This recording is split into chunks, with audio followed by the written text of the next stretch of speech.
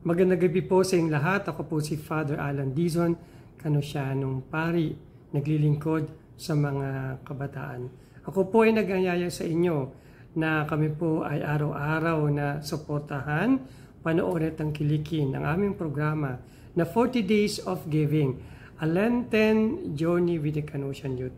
Ito po ay ang isa sa munti naming paraan upang matugunan ang pangailangan po ng mga kabataan, higit lalo na po sa espiritual na paghahanda para sa biyaya ng muling pagkabuhay.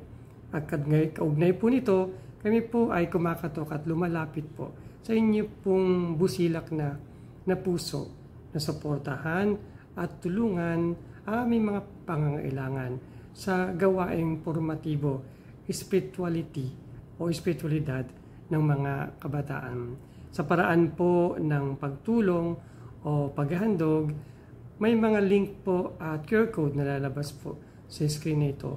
At gundi po sa mga kabataan po na mag-share po sa inyo ng programang ito. Muli po, maraming pong salamat sa inyong panalangin, sa inyong pong tulong, at sa inyong pong walang sawang suporta, pag-antabay at pag-alalay sa kabataang Pilipino.